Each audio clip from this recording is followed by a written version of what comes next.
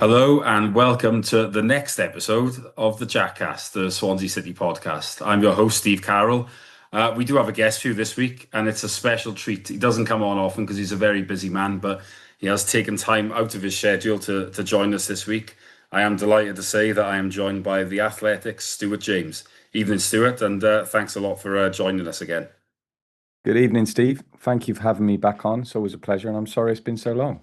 Oh, it's no problem. You're a busy and in demand man, so I think it's understandable. But it is always a pleasure when you are able to join us. So it's been a mad week. So obviously we've got a couple of games to discuss, and yeah, not just the game obviously on Tuesday night. A few other mad things about it. Certainly not a normal week for Swansea City, and we will then look ahead to next week, and then just some general discussion really about a few things that have gone on recently, our general direction, because it's been such a long time since we had you on. But yeah, it feels like a long time ago now, but Bristol City came to South Wales on Saturday.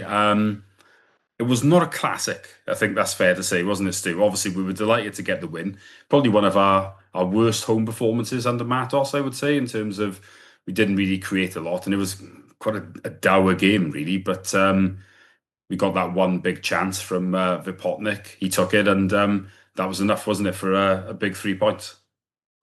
Yeah, absolutely. Obviously, living in Bristol, I'm surrounded by a lot of Bristol City fans, which makes it, quite a big game for me and my son when we go along to Swansea Bristol City games. And dare I mention it, the game earlier in the season at Ashton Gate, which was obviously a really terrible performance. I think I was standing alongside you, weren't I, that day, Yeah, Steve? you were. That was, I think I remember saying to you when a corner came into the box that it feels like a matter of time already, and that was after 2 minutes. And I think they Yeah. scored from it.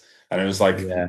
what am I doing here? And yeah, it was, I mean, there's been a few low moments, haven't there, earlier in the season. That was definitely up there, wasn't it? It definitely was. Yeah, yeah. I'm not. I don't feel bad saying that I left early that day when that third goal went in. That was it. Get out the ground, and yeah, it was a really kind of depressing performance. Obviously, Sheehan had gone at that point, but yeah, you'd hope for a reaction from the players, and we didn't get that. And so, yeah, it was a big thing for us, Zach and I, that we got a result against Bristol City on Saturday, that we won the game. Yeah, we didn't play particularly well. Lots of the Bristol City fans I spoke to were saying what a terrible match it was. And sometimes that can come across as sour grapes when your team has lost the game. But I think actually most of us would agree it was a really poor game. There weren't many chances at either end. And perhaps if Vipotnik had been up front for Bristol City rather than us, the outcome might have been different. I mean, he is deadly. He had that one opportunity. And as soon as the ball came back across, I sit right at the other end of the ground to where that ball was headed back. I thought Eom had headed it back. Obviously, he didn't, did he? It was the Bristol City defender. But as soon as it went back across, you thought Vipotnik's going to score here. And he did. Credit to Nunez for putting in that cross from out wide, getting the ball in the box early. And obviously that caused panic and led to the goal. But otherwise, I thought it was a poor performance from us. I didn't feel we had control. And when I say that, I don't mean we have to have 65% of possession. It's not about that. But I just didn't think we had any control of the game. And I came away from it thinking, and this isn't being wise after the event at all, because obviously what I'm about to say is leading into the Preston game. Fulton as a single pivot does not work. I saw Kev from Vital Swan saying that lots of people were after that game on Saturday. Um, there's just this huge hole in the center of the pitch. The two other midfielders tend to be quite high. And if that's the case, then you need a number six who's going to get on the ball at every opportunity. And Fulton isn't going to do that. He doesn't do that. That's not his game. He's had a revival since Matos has come in. I'm not swept along with that. Isn't it brilliant? He's got a 2-year contract. That's not me like digging Fulton out and being critical of him. I think, oh, that's quite a leap of faith to do that. I would have let it go on a little bit longer personally. So yes, he's made a good contribution under Matos, but I don't see him as a single pivot in our starting lineup. And also, I feel the Galbraith experiment is done. I think he's been caught out a few times at right back, and I think that's totally understandable. He is not a right back. Um, he is our best footballer in my eyes. When he's on the ball, I feel relaxed. I feel like he's going to be really positive with it. I feel like he's going to try and play forward at every opportunity. So I think I'd like to see him come back into midfield now. And I know people say, oh, we've got lots of other midfield options. Yeah, we have. But I think that competition is good and healthy. But more to the point, I'd like to see our best footballer on the ball in the centre of the pitch. So, yeah, it was a strange game. Also, strange because while we didn't play very well, I never really thought Bristol City were going to score, Steve. I didn't have that kind of concern. The only time is kind of naturally right at the death when they had that corner, didn't they? And it was 93rd minute, and I thought, oh, please don't let them get a goal now. Um, yeah, and obviously that didn't happen. We held on, and it was an important win, really important win. Our home form has been brilliant, obviously. Matos deserves a lot of credit for that. The frustration earlier in the season, bad performances at home, feeling like we were a little bit of a soft touch. We have turned it into the kind of cliched fortress now. We look tough to beat there, and there's a lot to be said for when you're not playing well, like we didn't on Saturday, putting in a gritty performance. And just to come back to Fulton, I'd say that Fulton is the kind of player you bring on in a game like that with 20 minutes to go. And I think he's done that this season and he's made a really good contribution. Now, it might look different if you played Fulton as a double pivot and had, say, Galbraith alongside him. I'm not saying we should go that way. But I think it's a big ask for anyone in the game now to play on their own as that sort of single six. So yeah, it was quite a disjointed performance, really, in many ways. But main thing, we got the win. Yeah, definitely. I mean, like I said earlier, I think it probably is one of the worst we've played. It's probably the worst time, the worst win that we've had in terms of us not playing great and still getting the result. But we have to try and take the positives from that because we've had some good performances on the road, I think, where we haven't got what we've deserved under this manager. I mean, at Coventry, we should have had something, I think, similar at Stoke. Hull, I'm looking at, not so much Derby in the previous away game, but it probably is about time that we had that ugly win. I think you're sort of similar to me in terms of you don't want the ugly win to be your like forte. You want it to be something that you've got in your locker for when you don't play well. You generally want to try and win by playing well, don't you? But it is good to I have. totally agree. It's Yeah. always good to know you can grind them out because if you can't, generally you will come unstuck at some point because you cannot play well every single week. But it was good to get that win without it because I look at most of the home games we have. There may have been like Portsmouth, we got a late win. I think West Brom was sort of similar. We probably weren't at our best in those games. The irony is, I think our best performance under Matos might have been the Birmingham game, which we actually didn't win at home. So it can be funny how the game goes sometimes, can't it? But look, I think winning in a situation like that was can only do us good, really, can't it? But you're obviously looking to build on it with a better performance, which yeah, I'm not sure we saw that, but before we come on to that so much, Tuesday was just a bit crazy, wasn't it, to be a Swans fan? There was a lot of just furore around the occasion of Snoop Dogg finally coming to South Wales. Obviously, you did a story on it for The Athletic. I'm sure some of the listeners have read it. If not, then you can if you subscribe, you can have a nose at it. But there's some good people interviewed. I think Tom Gorringe, wasn't it? Lee Trundle, a Yeah. certain podcast and fanzine editor as well. So Yeah. yeah, you can see about that. But yeah, it was just a crazy few days, really, wasn't it? And what was it like behind the scenes? Because obviously, as I said, you've spoken to a few people, and they must have just been thinking themselves, this is as unique as it gets. Because football can be quite different at times, but this was as different as it gets, as I say. Yeah, absolutely. I was a bonkers few days, really. It was really nice and refreshing for me to be able to write about the Swans because I don't get much opportunity to do that these days. At the same time, I love being at the games with my son and not being in the press box. So that was a bit strange on Tuesday night where Zach sat with James Price, the season ticket holder who sits alongside us all the time, and I was in the press box. Yeah, it was it was an odd situation that, but for me, it kind of the build up started, I guess, on Saturday because I got to the ground early before the Bristol City game and interviewed Tom Gorringe then in his office, and I had a really good chat for 20 minutes or so about it all, and a few laughs as well, Steve, because it is a crazy story, and you can't help but smile at aspects of it, and He showed me that towel then. He had one in the office and showed me it. And I didn't really understand the significance of it at the time.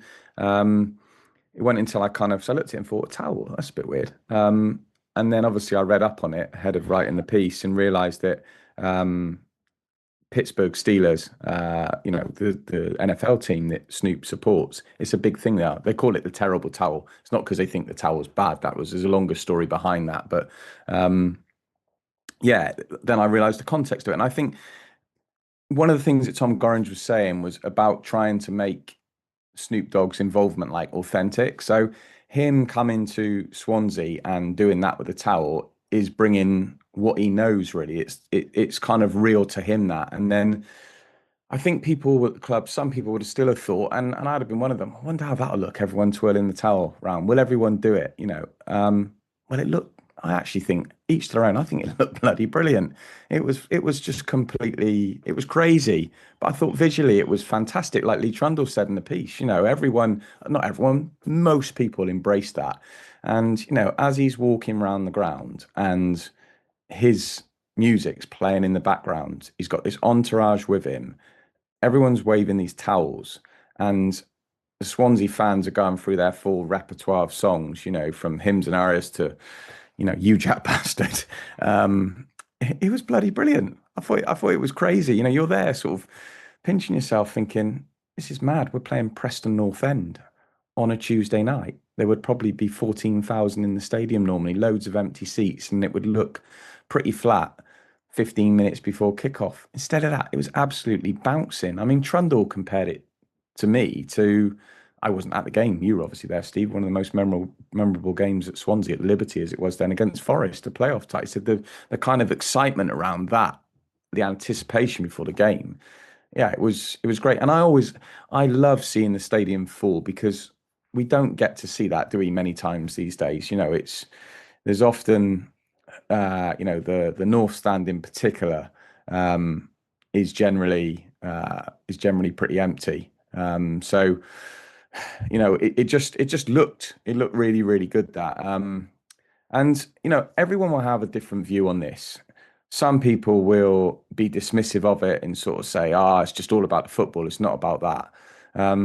And I'm not going to try and convert people and change their opinions. But what I will say is, I think you have to understand what Swansea are trying to do here. They're trying to obviously, they being Brett Cravett and Jason Cohen, and then Tom Gorringe is the chief exec.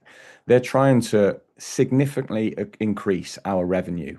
They're not going to be able to do that, Steve, by, with all due respect, trying to get local companies on board or even companies in the UK. They've got to do something really different to transform the money we can bring in order to be competitive in this league, because of the PSR rules and everything else. I think when Tom Gorringe went on that Business in Sport podcast in November, and I think he really laid it bare there when he said Wrexham's front of shirt sponsor is worth £10 million this season. Our commercial revenue last season, our total commercial revenue was 2.4 million. That is what we're up against.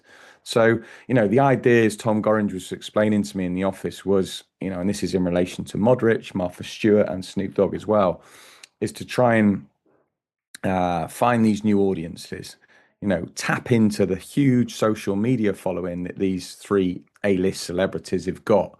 And then, and this is the key bit, find a way of monetizing those audiences. So hopefully that then can enable us to increase our revenue and invest more money in strengthening the team. So that's the kind of plan behind it all. But yeah, I thought it was a lot of fun, really.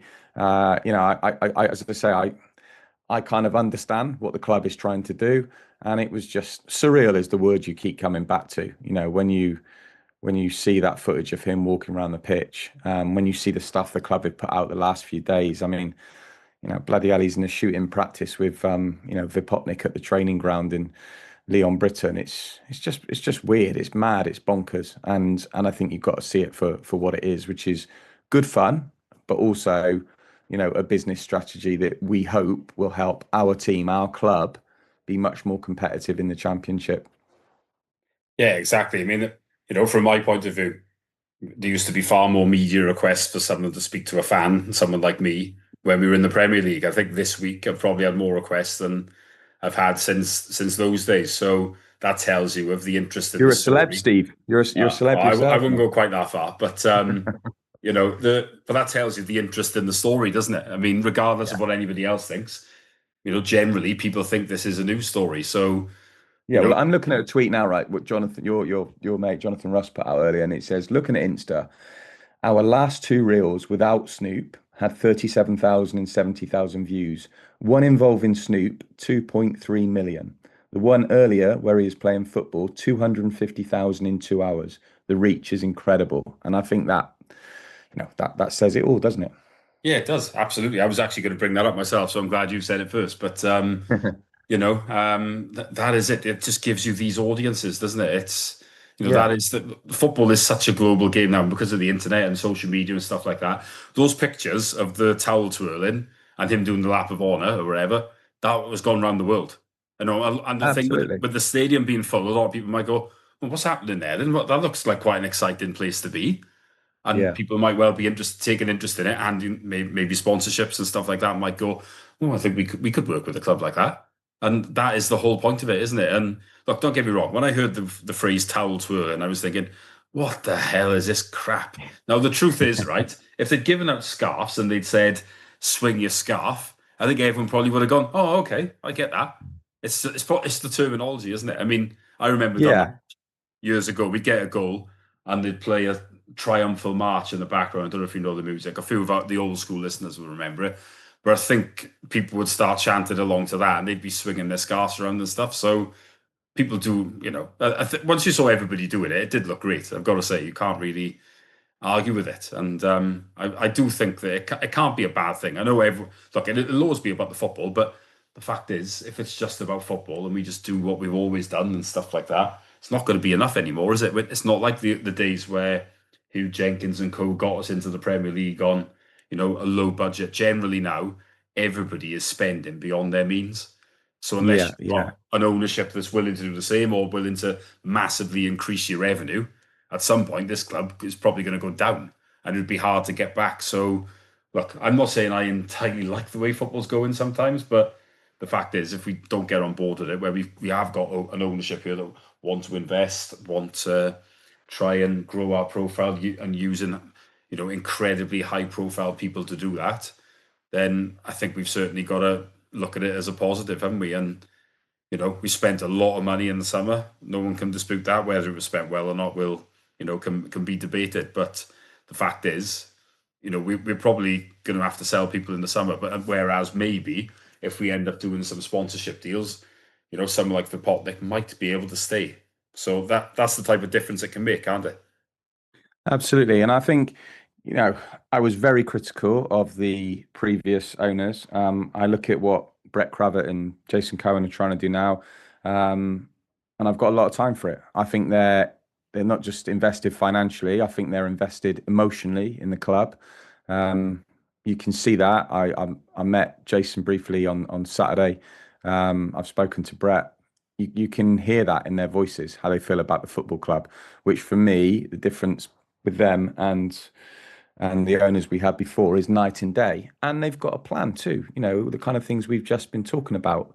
Will it work? I don't know, but there's a clear strategy there. And yeah, and picking up on what you said, the publicity that the club has had off the back of that Preston game is astonishing, really. And you're right, people will look at that and they won't have known that Snoop was involved in the club before that. And I think, what's going on at Swansea? Well, that's curious, and that can only be a good thing in my eyes. So, yeah, hopefully it will enable us to be more competitive over time in what we know is a really, really difficult league, and especially with the clubs that come down from the Premier League with those parachute payments. It's really tough going up against them. It can be done. You know, we've seen teams go up. You know, Sunderland obviously last season, Luton a few years ago, which was remarkable. But yeah, you've got all the stars have got to kind of align for that to happen, really. So yeah, I'm really positive about what the owners are trying to do with our football club. Yeah, and it is refreshing to be able to look at it from that point of view. Whereas, as you say, the previous ownership, I think a lot of people were scathing of them, and rightly so. Although, in the end, they did put a few quid in to make sure we didn't go bust. But obviously, I think when they ended up leaving, Jason Levy and tried to say that they left us in a better position than when they found us, which sort of sums up how clueless he was, really, because that clearly was not the case. But No. yeah, anyway, we'll move back to the football. Yeah. So we had all this, furore, thinking great atmosphere, as you say, great to see the stadium full in a game like that. I mean, it probably would have been about 8,000 empty seats, usually, even with season ticket holders, sometimes staying away on midweeks and stuff like that. But, it was completely full. I was fansied Are selling, you and alluding to me there, Mr. Carroll? Is that no, not at when all. you made that comment, didn't you, on Saturday outside the railway after the game in front of Zach? And I remember, can you remember Zach just pointed, didn't he, at me as you were saying that, and I was thinking, hang on a minute, mate, I've got a job. This is to Zach. Hang on a minute, mate. I try and get you over here as much as I can. But That's him yeah, you're blaming right. you, though, isn't it?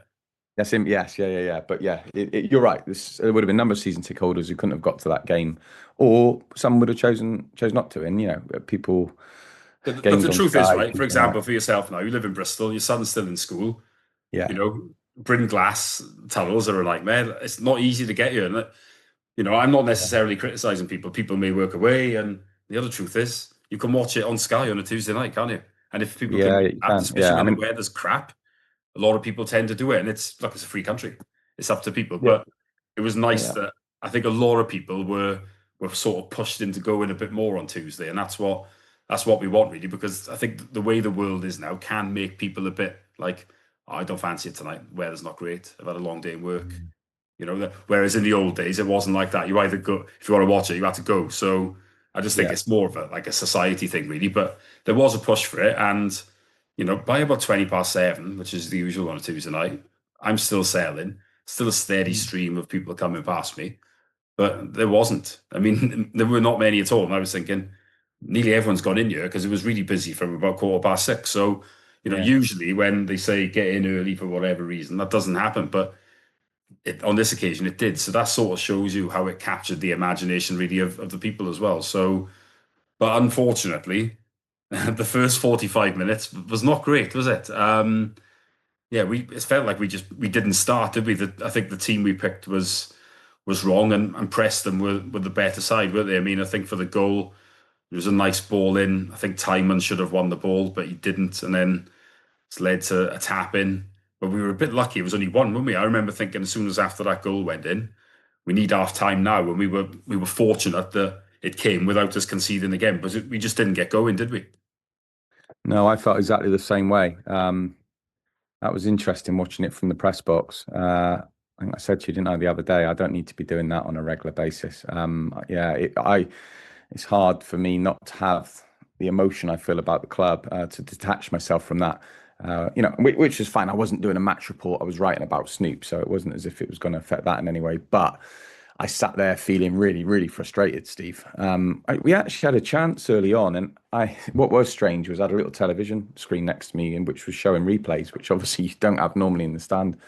And Ronaldo had a chance with his left foot about 8 yards out, which he sort of, I don't know how to describe it, really, like a cricketer playing in mist. Just swung his leg at it and didn't connect. That apart, we looked, yeah, we were all over the place, really. And it was a poor goal to concede, wasn't it? Galbraith stepped out when he shouldn't have done. Then there was space in behind him. Uh, Arguably a close call for offside, to be fair. And might actually have been offside. Not that we want VAR in the Championship. Anyway, the ball then goes to the back post. And Timon, I'm a huge fan of Timon. Been brilliant this season. Such a good footballer. So creative. His crosses. When he's out wide attacking, and he's about to swing that left boot, I think a good ball's going to come in here. And there aren't many people in our team when they go to cross a ball. I think that. But on that occasion, Steve, he had to win that challenge at the back post. I felt he was favourite to win it. And obviously, yeah, he didn't. And then they go ahead. And that is a real kind of dampener. You think, oh, everyone's here tonight. There's a really good feel about the place. And, I didn't feel like, oh, it's disappointing we're not playing well because Snoop's here. I felt it's disappointing we're not playing well because there are lots of other fans here, and who knows, you might be able to reel a few of those in. Maybe I'm being a bit naive there, I No, don't know. I was But thinking exactly the same thing, honestly. yeah, they come along and they think, oh, is this what it's, let's see what it's about then. And actually, yeah, we look really, really disjointed. Um, Again, I say this, Matos has been fantastic. The team to get us to where we are now on the points we're on now from where we were when he took over, not just in terms of the point total, but what a mess we look like. Full credit to him. But yeah, I mean, like people praising him for the subs he made at half time is weird for me because it was the wrong team. We watched that on Saturday. We watched how Fulton looked uncomfortable on Saturday playing in that role, and we did the same again. Ronaldo has been poor repeatedly for a long time. He came on Saturday and he was poor. That wasn't a performance Saturday where he came on and had a good impact and you thought, oh, yeah, you deserve a place in your team. So I don't know how he started the other night. So Matos made the changes that had to be made at halftime. You couldn't have carried on with that. Like you're saying, and I never normally feel this. I was willing the halftime whistle to go. I was thinking we just got to get in at one here. Please don't let it be two, because this team doesn't score goals freely anyway. Our team, so coming back from two would have been really tough. And then second half, straight away, it was like a switch had been flicked, wasn't it? We were completely different team and applied a lot of pressure. Had chances. That Yalkue one stands out to me when I thought he didn't need to take an extra touch. And there were other moments too. Cabango should have scored with a header. Burgess later on should have scored with a header.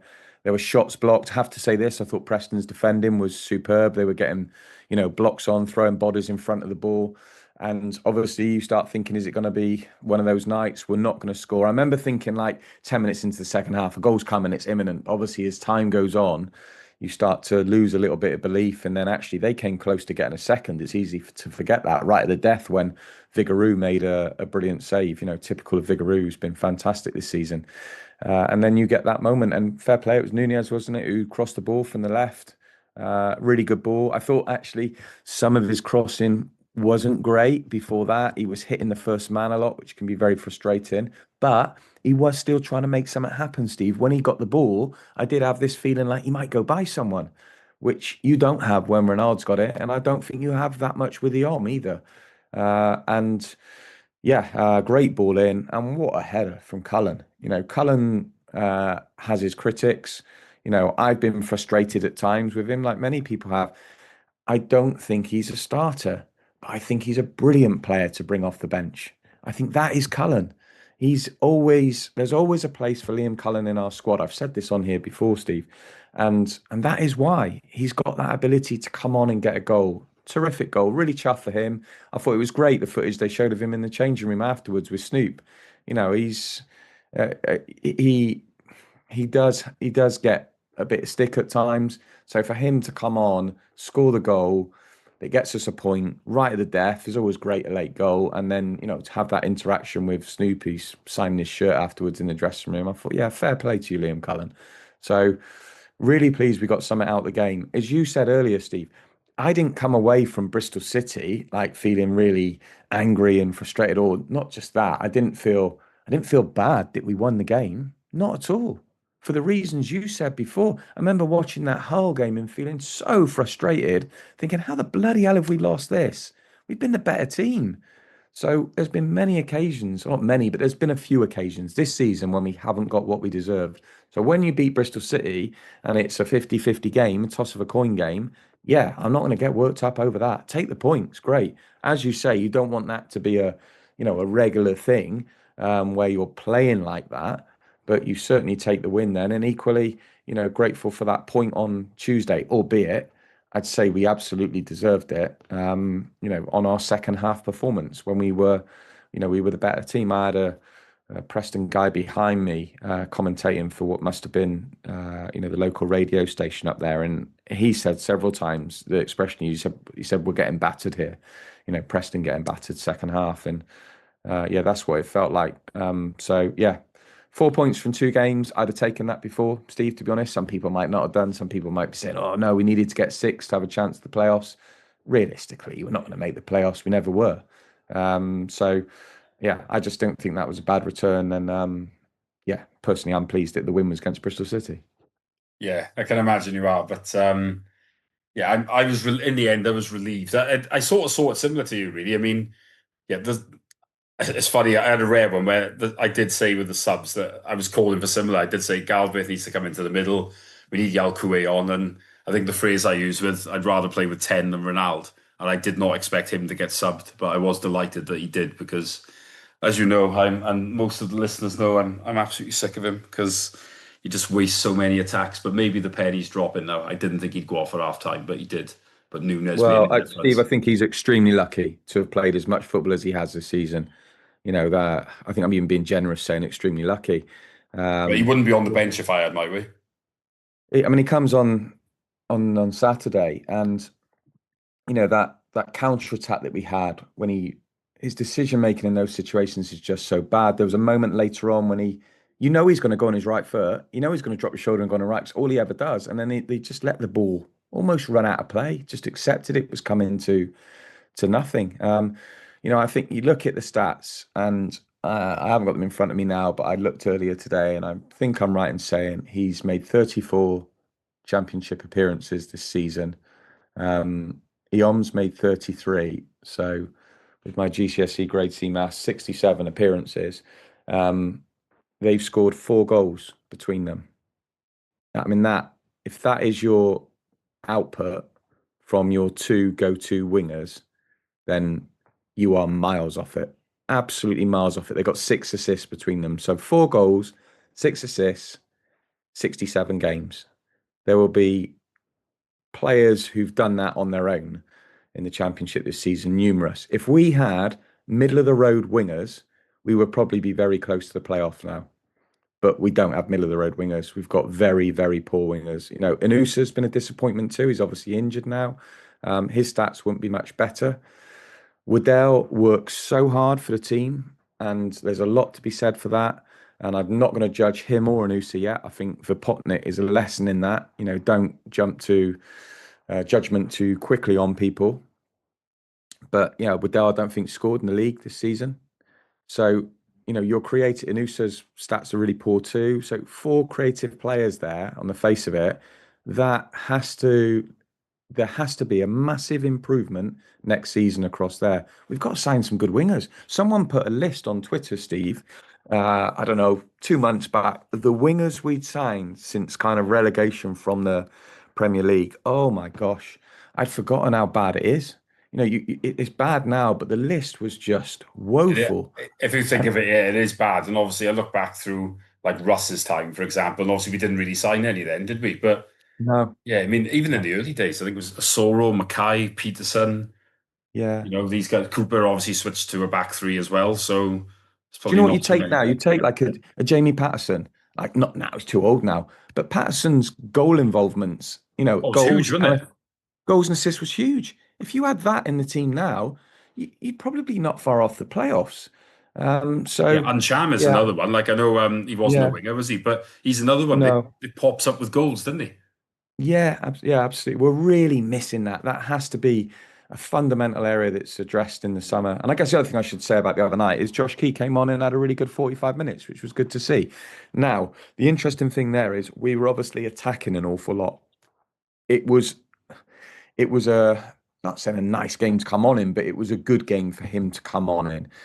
What it would look like away at Ipswich, where he's having been asked to defend a lot, I don't know. But there's, I don't want to see the Galbraith situation going on and on much longer, any longer. In fact, I want to, as I've made clear, I want to see him in midfield. And if that happens, realistically, it's clear Joe Ward isn't fit enough to, start games, play games. So you're really the only alternative is Josh Key, isn't it? And hopefully he can come back in and find some form, Steve. That won't be easy. When he scored against Watford, I saw people saying, "Oh yeah, yeah, back in the team now." And I'm thinking, "Oh, it's not just going to be like that. It was great that he got that goal, but he's going to have to play himself into, a bit of form again soon. It won't just happen overnight like that." But yeah, I think that would be a path worth going down now and hoping that he can, get back to being a bit closer to himself and how he played when he first joined us. Really, it's easy to forget that he was, he was very positive then. Yeah, to be honest, I was quite happy to see Key come on as well and do well because he's not a player that I've written off, so to speak. I think that he went through a tough time earlier in the season, which can happen to players. And what he really needed at that point was just to be taken out of the firing line, which is what's happened. He's been brought back in slowly, playing in a more advanced position generally. I mean, set a goal up against West Brom in the Cup, got a goal against Watford. I mean, from my point of view, if he'd played right wing instead of Ronaldo, I wouldn't have been moaning because that would have been an upgrade. But I mean, generally, it would be good to see him back in his favoured position if he's up to it there. And like I say, it would just free up Galbraith. I mean, I'm looking at the what maybe we'll do on Saturday, and I think the team that started the second half would suit us really. Key coming in there, that would give us Galbraith in the middle. Yalkoué is long overdue a start. I think he's probably the most hard done by in the squad when you look at some of the others that have had minutes. And it would suit us to go with a more deeper midfield, I think, in what is going to be a very tricky away game. But of course, we do have the option of bringing Stamenic back in because he won't be banned anymore. But I mean, also Nunes has to start. I mean, also look at it from that point of view. As we brought him in on loan, what was the point if he's not going to play? So yeah, I'd be looking along those lines really, and because I don't think we're going to go there and dominate, are we? I think if we can play with a deeper midfield and try and keep things a bit tighter and make changes later on, that would probably suit us, wouldn't it? Yeah, it's obviously a really tough game, isn't it? And actually, if you look at the running, we've got a tough running. We haven't had we've had quite a gentle run of fixtures, Steve, really, for a little while now, and that's not taken anything away from the results we've got. But I was saying this to Zach earlier. I was saying, what games have we won this season that you kind of wouldn't expect us to win? And then he said, I was saying, who have we beaten near the top? And he said, well, Wrexham. I was like, well, they weren't near the top when we played them, were they, Steve? And they're sixth, aren't they? Now they're on a really good run, Yeah, they were obviously, in a but really good run after that, didn't they? So the other one's probably Watford, I would Watford say. away. That would be Yeah, the especially another. because our away record is so bad. It's 10 losses in Yeah, 16, isn't it? I mean, that's the only reasonable win away. I think it was Blackburn and Oxford we've won at, isn't it? I think yeah. and Sheffield Wednesday. So those three are all right on the bottom, whereas Watford are the only one anywhere near the top half. Yeah, and that, you'd like. Yeah, I just said we got a tough run of games coming. You'd like to think we can go and get a result at one of those, one of those tougher teams. I don't think that should be beyond us. I can't stand this kind of attitude that some people have of, oh, well, look at their budget. There's a lot of that nonsense going on earlier in the season. When we played sort of Southampton, well, we shouldn't expect to get anything there. We should be grateful for a draw, and well, Leicester should come to Swansea and win. No, I just don't accept that at all. That for me goes completely against, everything Swansea were about when they were going up through the leagues and got into the Premier League for the first time. There's got to be a mentality that you can beat anyone. That's not an expectation that you will win, but it's not going into games with this kind of air of resignation. So I would hope that we might, yeah, get a result or two in this tougher run of fixtures away from home. But yeah, the makeup of the team, it's difficult because I don't know what the best team is, Steve. I think, a lot of us could sit around debating this and come up with different team selections. And I think that's partly also because we'd all be compromising somewhere. Certainly out wide, you're like, well, okay, Ronaldo shouldn't play. Yeah, Nunez should play. But does that mean Eon plays the other side? Well, Eon hasn't been playing that well. So who goes there? Do you put someone slightly out of position? Do you play, Woodell wider? So I saw people saying the other day, I'd rather see Yarkoué out wide. I agree with you that Yarkoué for me Yarkoué's had a bit of a rough deal. I feel when he's come on in games, he's looked busy, industrious. He can do, some funny things at times. I think it was him who gave away that corner on Saturday, wasn't it, right in front Yeah, of it you, was. at the death, and you're sort of thinking, oh God, how have we ended up doing that? It's the last thing we want to face a corner in the 94th minute. But um, I also think he's very positive in how he plays. I think he tries to play forward. He, makes good runs. The fact he got into that position, okay, he didn't score, but he was in a position to have an attempt on goal against Preston in the week. So yeah, it's difficult because I guess if I'd expect Stamenic to come back in, I think also because I heard Matos the other day talking about tiredness. Well, he's in terms of the other players playing Saturday, Tuesday, it would make sense to bring Stamenic back into the team. I actually thought Franco had a good game the other night. Even when we were poor in the first half, I thought he was really industrious. He was pressing. He goes on those runs where he sort of will close, one player, two player, three players, almost doing a like horseshoe run around the pitch at times. Um, and so, I think there's a place for him in the team. We haven't mentioned Walter yet, have we? And he had a really difficult first 45 minutes. And again, it's important we don't judge people too quickly. He had a difficult 45 minutes when the team was playing bloody awful. So, He's I probably think we not have fully to. fit, is he? I think we've got to be patient with No, him. oh, absolutely. And again, I come back to Vipotnik. I was thinking about Vipotnik the other day, Steve. I don't know if you remember that Crawley game earlier in the season, when he was really poor, actually. I remember thinking he looked so far off it.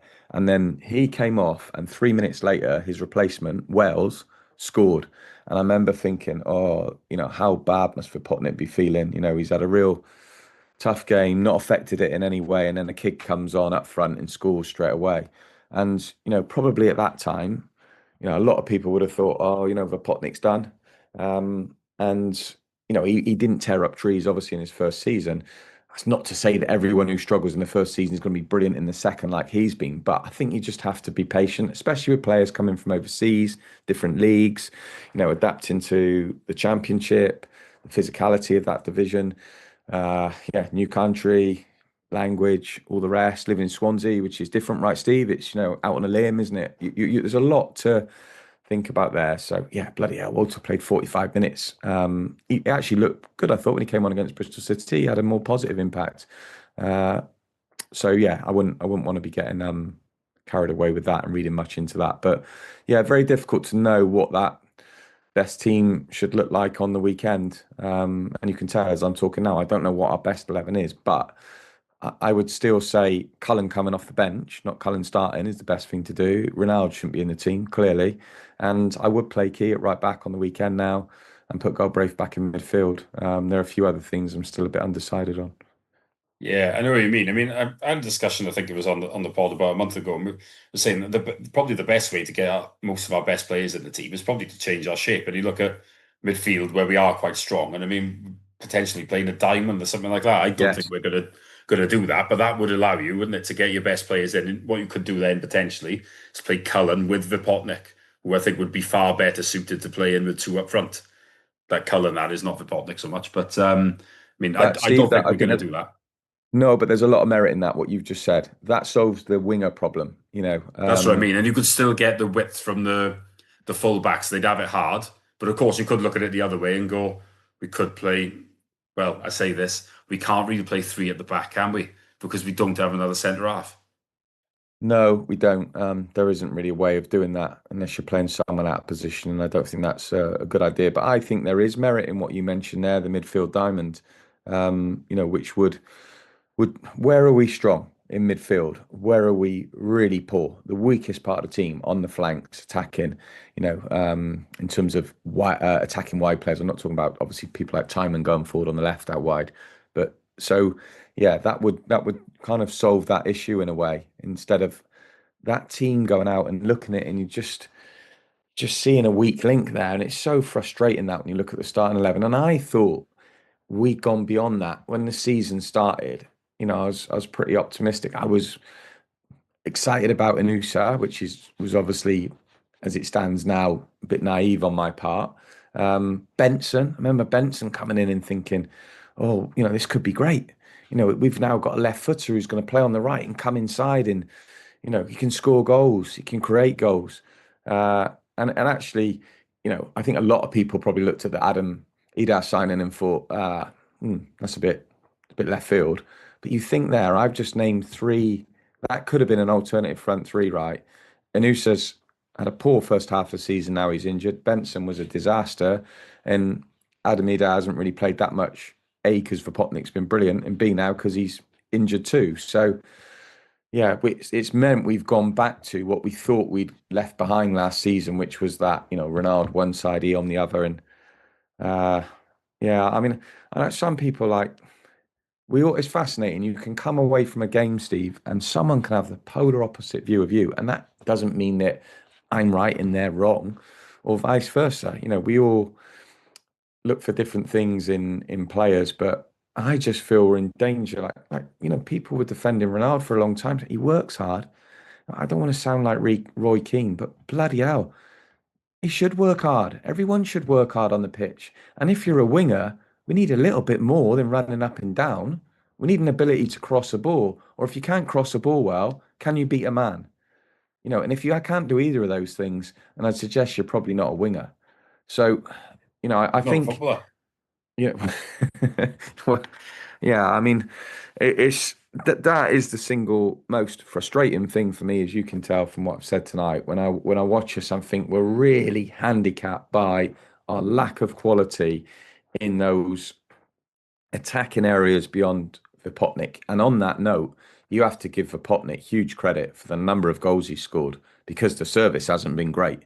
It's been He a lot of actually worldies, isn't it? Not just from there's him, been but from a few. oh some outstanding goals. I mean, I guess you could say But he could have had a couple more. I But Hull know, but City he had some we've chances. But needed the worldies. That's the worst thing, isn't it? Without them, we have, oh, we'd we be in a have, bad yeah. position. No, four marks to him. He's been fantastic. I always think he comes across as a really nice guy. I don't know him at all, but when he's interviewed after games, I'm I'm really chuffed for him. And you think of those Norwich goals, incredible strikes. The free kick against Sheffield Wednesday. Some people said, "Oh, the keeper should have done better." I just thought it was a bloody brilliant He nearly strike. took his He's head off just the poor bloke. yeah, and God, we've lacked a specialist, free kick specialist, Steve, haven't we? Probably since Sigurdsson left. The number of times people would stand over a ball, and you But it'd think, usually here be we go Grimes, wouldn't again. it? And we Oh, never and scored one.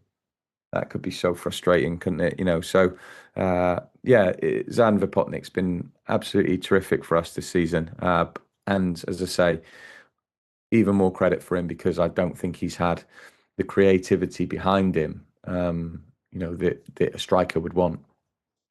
Yeah, absolutely. It's what he's done is amazing, really, and he's bailed us out a fair few times, hasn't he? So that's Yeah. where we'd be without him is a worrying thought. So I'm trying not to think about it, but like I echo what you said. Really, it is frustrating because we are strong in some areas, which is why I've mentioned about a diamond there. That would be a way of getting probably It's our a good best idea. players into the team. When I mean, I was watching the overlap earlier, and it's interesting. Roberto Martinez was on there, and he was asked the question about how does he get the best Portugal players into the same team because England are having the same problem.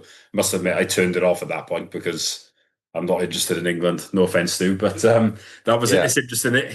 He's looking at it himself and thinking, I've got X amount of players here. I think they're playing one of their midfield players at right back, for example, a bit like I suppose we tried to do with Galbraith, but it hasn't really worked. But sometimes you can change shape. I remember Wales doing it with Chris Coleman. I didn't really like the wing backs thing, but it did get all of our best players into the team, and that was the reason why Wales was so successful. So sometimes you can look at it like that and just think, well, this is what we've got. It's not necessarily how I want to do things, but in the short term, this is the best way to go about it. So but I don't think we're going to do that. I think we're more likely to stick with what we're doing. But I mean, if we get anything on Saturday, we'll be delighted, won't we? It could be the hardest game we've got left because you think we've got Coventry at home and Middlesbrough at home.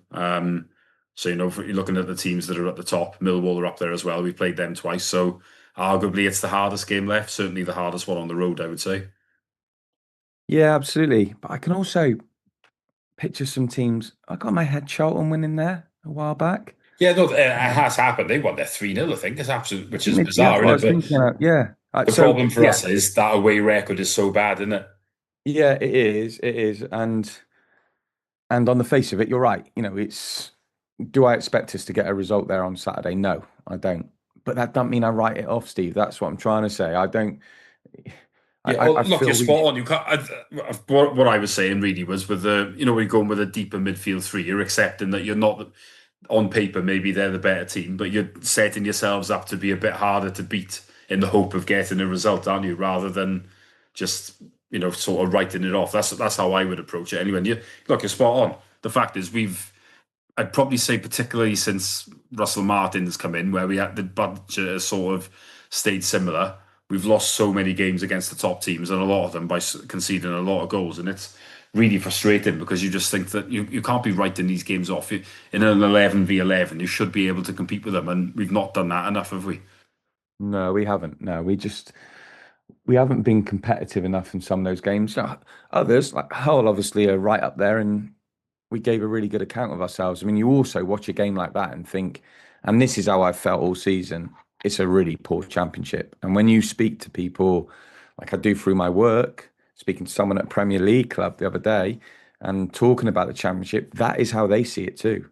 Obviously they're looking at the championship as a potential place to sign players, but there's no getting away from it. It is a poor league this season. And yeah, I looked at that whole game and thought, wow, that doesn't look like a team that's been knocking around in the bottom half of the table for ages against a team that's was actually going for automatic promotion, not just playoffs. So it feels like we've kind of missed a trick there a bit. That's not to say, Steve, oh, we missed out on a chance of getting promotion. I'm not going that far, but I feel we should have been more competitive in this league than what we have been. So, really interesting test now in terms of the remaining games of the season. Matos has obviously done fantastically, as I've said on here tonight, but um, you know, what do we look like now against in a run of fixtures against, on paper, much better teams? Can we go and perform in those matches? Can we perform and can we get results in those games? It'd be interesting. I mean, I think there'll be players there with a lot of motivation. I'm sure Vipotnik is looking at this now, thinking, I want to finish top scorer in the championship. Why wouldn't he feel like that? He'll be thinking, it'd be natural for him to think, what does it look like for me next season? I think most of us would be expecting him to leave in the summer. That's the reality of the where our football club is, and uh, I think be unrealistic to think other than that. That's probably how Swansea needs to look going forward in terms of that player trading model, signing players who do well for us, and then we sell them on a big profit, and then we reinvest some of that money in the team. And ultimately, obviously, you hope that you can get enough good players in that eventually you can mount a promotion challenge. Because I know people will say, well, if you keep doing that, then you're never going to build a good team. But we have got to make it work financially too. Would we lose Galbraith this summer as well? I don't know. But there's going to need to be some good signings made this summer in key positions, which we've spoken about already. So yeah, intrigued what that looks like. Yeah, definitely. I mean, as you say, you could see one or two going. The positive is, I think, in the last couple of years, I've been looking, thinking, well, if we're at a financial deficit, you need to cash in on people. And I'd be looking and thinking, who on earth is buying our lot, any of this lot at a reasonable price? Whereas I do think now there are some assets in the squad, as you say, like Popnik and Galbraith, obviously. Franco could That, shift a that, few quid. That's a really good point, Steve, what you just said there. I felt like that too. I've looked back and said, well, sometimes you look in the summer and you see a player going for a lot of money, or in January, someone a few years ago, that long back, Adam Wharton going from Blackburn, and they were getting, 20 odd million for him. And you're thinking, where's that player in our squad? Maybe even half of that. And obviously, we had a few at one time when we first season back in the Championship, when Dan James came through and went for 15 million to United. Ollie McBurney was sold for big money too. Joe Roden after that. And yeah, in recent years, Joel Perot would probably be the last one, Steve, the last big sell. Am I missing anyone? No, I Um, don't think so. Probably is him, isn't it? I know Grimes went, but that wasn't for a lot of money, really, was it? no, exactly. I'm talking like, eight-figure sums, 10 million plus. And Yeah. and yeah, you're thinking now, I don't know what Vipotnik's worth. I don't know that he's going to go to a Premier League club. We would have spoken about Joel Perot before, and Perot was an outstanding finisher. Left foot, right foot. When he had an opportunity, I thought he's going to score. He's going to take it. But I never looked at him and thought, you're going to be a Premier League player. I thought the only way he'd get in the Premier League, and this isn't being, scathing of him or anything, so I've got a lot of time for him. Crikey would love him, back at Swansea. But I thought the only way you're going to get there is by winning promotion, which is what happened. And it's interesting this season. He's barely played. I'm sure he'll leave in the summer. And I thought the thing that held him back was his lack of athleticism, which is such a big thing in the Premier League. And I'd say that about Vipotnik. I wonder if people would look at him and think, you're not quite mobile enough. Yeah, you can hit a ball really well. Yeah, you can finish, but have you got that dynamic movement that you need in the Premier League? That's not to say that he won't go and get a really good move somewhere, but I wonder if it will be to another European league, um, rather than to the Premier League. But yes, you have to make good signings. You're not going to get them all right, obviously. Sometimes things will go wrong for reasons outside your control. We often don't know. Well, we don't know what's going on in players' lives, off the field. it can affect performance in form. So yeah, I'm not saying it's easy at all, but in terms of signing players, but we have to get some right and significantly right, and we have with Galbraith's been great, obviously. He'd be worth significantly more than we paid, and Vipotnik always felt like a good deal at the time, didn't it? I'm not saying we thought in the summer it was all going to work out brilliantly because he'd had a difficult first season, as we've touched on. But at the time, we capitalised on, was it Bordeaux? Yeah, that's right. I mean, the way to look at it was he come on a free. If he'd left in the summer for 3 million, still would have been a Yeah, tidy little profit, really, wouldn't it? yeah, exactly. We capitalized on their financial problems at the time, and yeah, that's obviously worked out really, really well. But it does put pressure on you, from a scouting recruitment point of view, to keep trying to find one or two gems, which isn't easy to do. No, it's not. I mean, I think for us, we need to try and do a little bit of what Brentford did. I think about 10 years ago, they had players like James Tarkowski and they had Andre Gray and they sold them on. And then a bit later on, around the time we were in the Championship, I think Neil Maupay left. And then I think they finished in the playoffs, didn't go up, sold, I think, Ben Rama and Ollie Watkins. And they were just able to then use the money to bring in people like Ivan Toney. And in the end, they were able to go up. And I think that's probably the best way for Swansea to go up now, from my opinion anyway, would be you've got to keep churning them around, and it might take a couple of years then to get to a point where you maybe either you don't have to sell or you can sell at a far higher price if you go into, allowing you to invest in ways that others can't then, and that puts you in the prime position. So it's a slow burn, really, I would say, from my point of view. I wanted to touch on a few other things while we've got you on, because we can't get you on too Yeah. often. I mean, you mentioned about Fulton earlier with that contract. I mean, yeah, I'm the same as you. I thought that was generous. I would have let it play out until the summer and then a 1 year deal at best. I'm not sure on that, but I mean, the Fisher one seems pretty generous as well, doesn't it? Yeah, I mean, official one. It's always strange when it's hard to relate to a player who's never playing, who's not playing, and almost seems comfortable not playing. And that is the life of a goalkeeper, right? It's unlike obviously any other position. And, sometimes it's like a third choice keeper, like say Scott Carson at Manchester City. But Carson's mid-30s then. Don't get me wrong, there have been other keepers who've done it over time. I think Stuart Taylor was one from a younger age, much younger age, was almost like accepting his position as deputy number two goalkeeper. And it feels like, I mean, Fisher's, I think, is it about 28, Steve? I'm sorry, I haven't got it in front of me, something like that. I don't think he's that old. Probably in his prime almost for a goalkeeper now or approaching it. And yeah, it's interesting because you see people sort of saying things like, well, we're not going to get anyone any better than him as number two. And I'm thinking, why aren't we? What, that's a strange attitude to have. Is there not a really, promising young keeper who we could, help develop? Um, it's a weird one on the face of it because you look at it and think Vigouroux's been bloody amazing. He's our number one.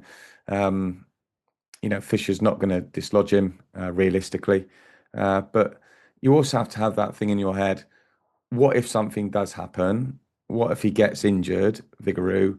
Are we then completely happy with Andy Fisher playing all the time? And I don't think you or I would be, Steve. I think we'd be nervous about that, and that's purely born from watching him play when he was number one.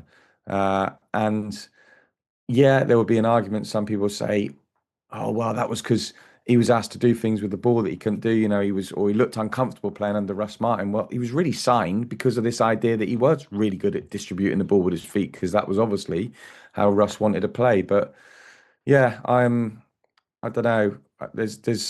I guess it's not being overly critical, but when any decision's made, I sort of step back from it and try not to get swept along with the emotion. And sometimes it's really interesting, right? Because we've been in a good, because there's been a good positive feel about the club.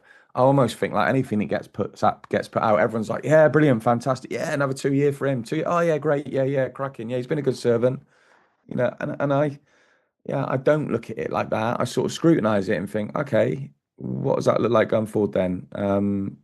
Is that is that a really good move for the team, for the club? Does that strengthen us? Does that make us better? And yeah, both those deals, I didn't get sort of swept along with that. I'd say if those deals were announced earlier in the season, and it's different in terms of Fulham because he wouldn't have been playing much then. It's not different in terms of Fisher. then there would have been a uh, very different kind of reaction to it. What would you say? I hadn't thought of it like that, but you could well be right. It does feel like, yeah, I mean, short memories, I think, certainly with both of them. I think like Fulton has come in and done well, as I say, but I mean, he's nearly 32. You don't generally give 2-year contracts out at that stage, I would say. And I mean, no one's going to buy him off us. So what's wrong with a 1-year contract if that's what they decide to do? And I would much rather have him now thinking, I've got to keep playing well because I want a contract. I want to stay at Swansea. And Mm. we've now taken that away.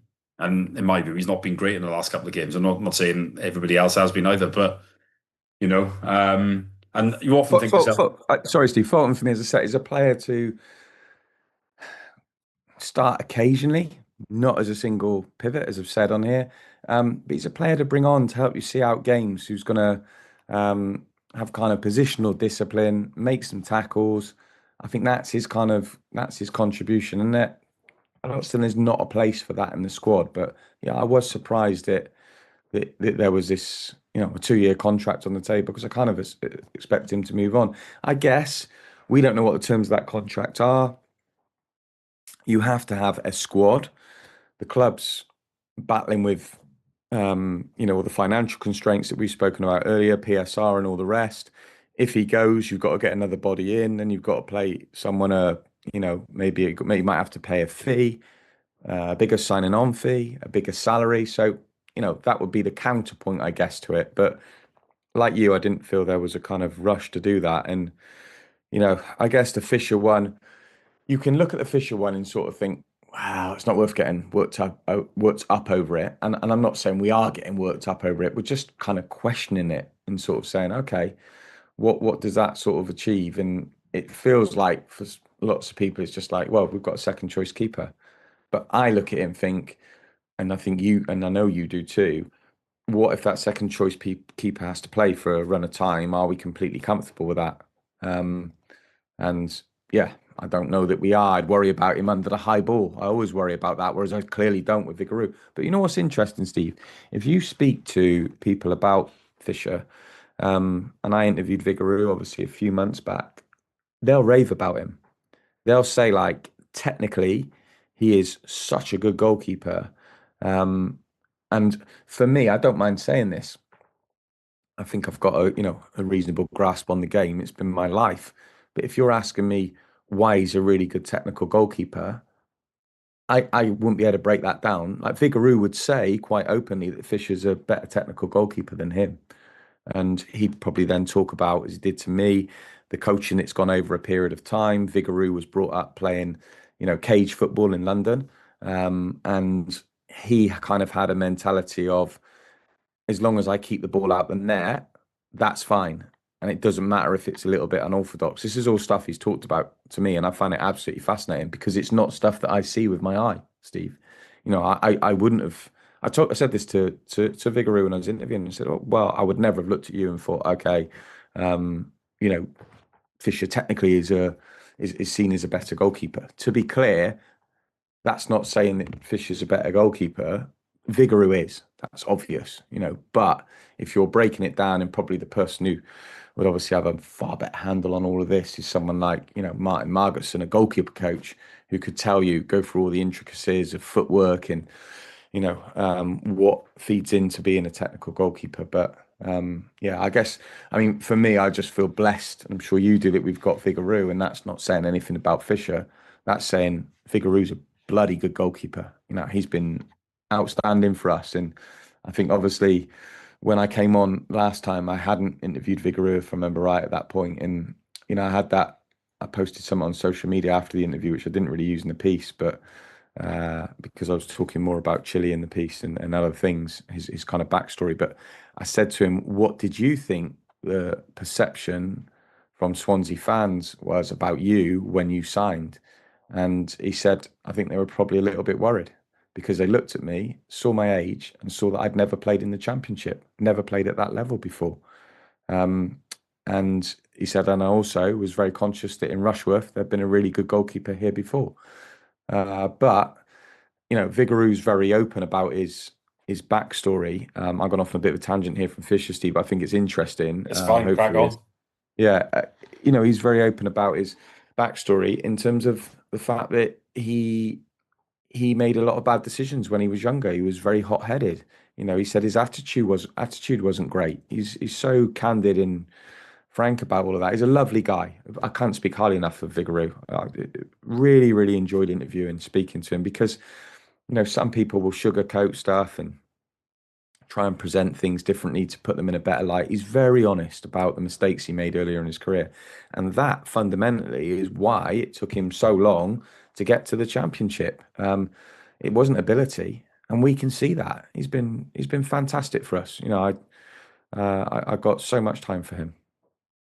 Yeah, he has been brilliant, hasn't he? And you look at the money that was spent on him, and yeah, it was a fantastic deal, wasn't it? We are certainly very lucky to have him. And look, he's right.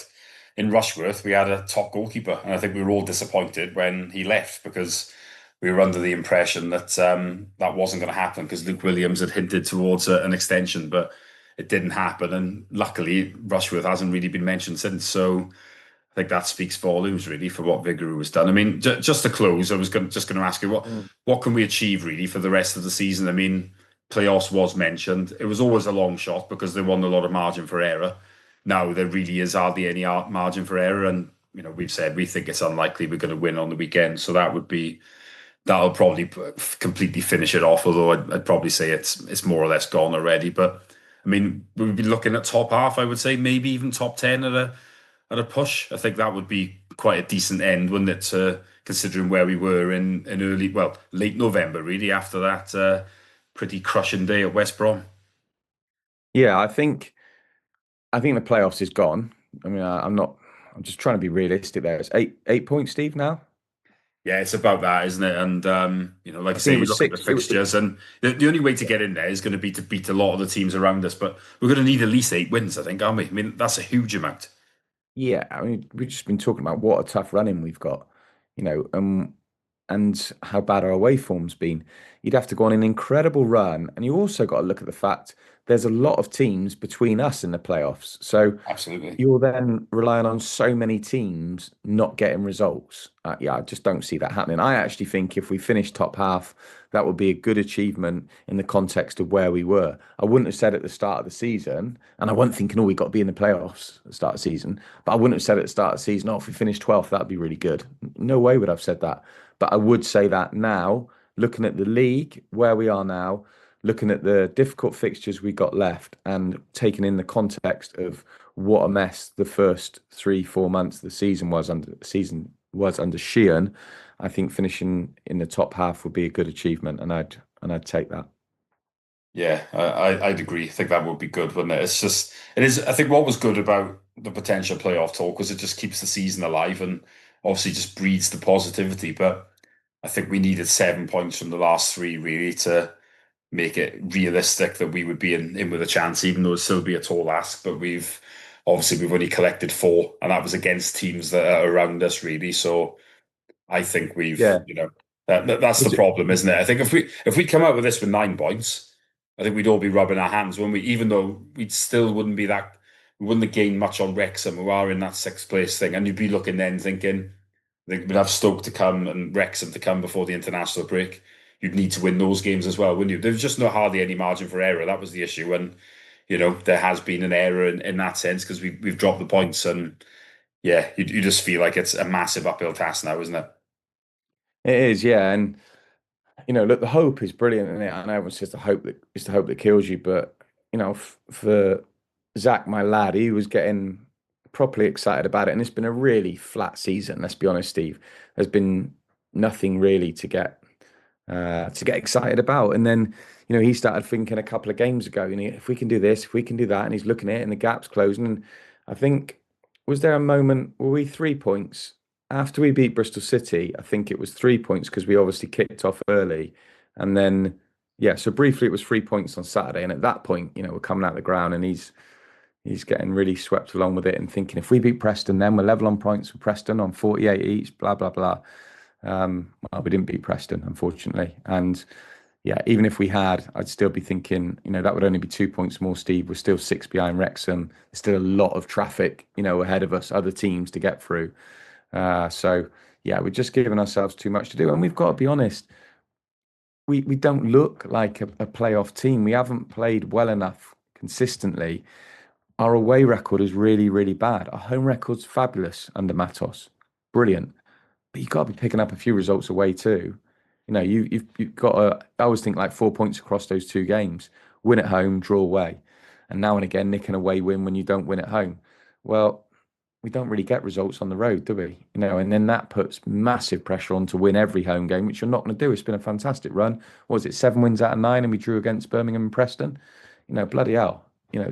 That's superb. But yeah, the away form has been pretty bleak. So yeah, let's see what we can do the rest of the season. Hopefully, I think you're also your mind also turns to next season and thinking. And I know that's difficult because some players might move on. We've said for Potnik, who knows what happens there? Likelihood is he goes. What happens with Galbraith? But there's other players that we've signed.